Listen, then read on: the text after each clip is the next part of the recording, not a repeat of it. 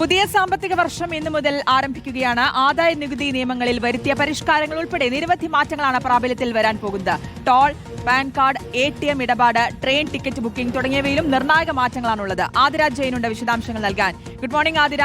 പുതിയ സാമ്പത്തിക വർഷം, പുതിയ മാറ്റങ്ങൾ. നമ്മൾ മറ്റൊരു പ്രതിസന്ധിയിലൂടെ കടന്നു പോകുമ്പോഴാണ് പുതിയ സാമ്പത്തിക വർഷത്തിൽ പുതിയ മാറ്റങ്ങളോടെ വരുന്നത്.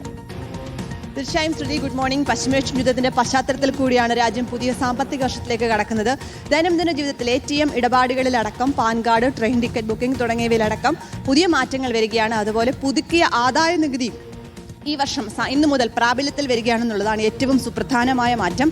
ടോൾ, പാൻ കാർഡ് തുടങ്ങി നിരവധി മേഖലകളിൽ മാറ്റങ്ങൾ വരികയാണ്. ഇന്നു മുതൽ ശ്രദ്ധിക്കേണ്ട ചില മാറ്റങ്ങൾ എന്തെന്ന് വെച്ചാൽ, പാൻ കാർഡ് കുട്ടികളുടെ വിദ്യാഭ്യാസത്തിന് നികുതി ഇളവുണ്ട്. ഡിജിറ്റൽ പണമിടപാടുകൾക്ക് 2 ഫാക്ടർ ഒതന്റിഫിക്കേഷൻ ഇന്നു മുതൽ നിർബന്ധമാവുകയാണ്. അതുപോലെ ടോൾ പ്ലാസകളിൽ ഇനി ഡിജിറ്റൽ ഇടപാടായിരിക്കും ഉണ്ടാവുക. ട്രെയിൻ ടിക്കറ്റ് ബുക്ക് ചെയ്യുന്നവർ ശ്രദ്ധിക്കേണ്ടത്, ട്രെയിൻ പുറപ്പെടുന്നതിന് 8 മണിക്കൂർ മുമ്പ് റദ്ദാക്കിയാലേ തുക തിരികെ ലഭിക്കൂ എന്നുള്ളൊരു സുപ്രധാനമായ മാറ്റം കൂടി വരുന്നുണ്ട്.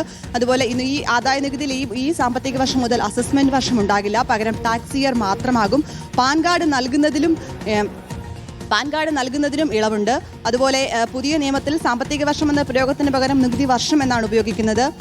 ട്രെയിൻ ടിക്കറ്റ് ക്യാൻസലിംഗ് ശ്രദ്ധിക്കേണ്ടതാണ്. 72 മണിക്കൂറിനും 24 മണിക്കൂറിനും ഇടയിലാണ് ട്രെയിൻ ടിക്കറ്റ് ക്യാൻസൽ ആകുന്നതിൽ 25% തുകയാണ് നഷ്ടമാവുക എന്നൊരു മാറ്റമുണ്ട്. അതുപോലെ പാൻ കാർഡ് ലഭിക്കാൻ ഇനി മുതൽ ആധാർ കാർഡ് മാത്രം മതിയാകില്ല. ജനനത്തീയതി തെളിയിക്കാനുള്ള കൂടുതൽ രേഖകൾ നൽകി മാത്രമേ പാൻ കാർഡ് എടുക്കാൻ സാധിക്കുകയുള്ളൂ എന്നൊരു മാറ്റമുണ്ട്. അതുപോലെ പാൻ കാർഡിൽ പേര് രേഖപ്പെടുത്തില്ല.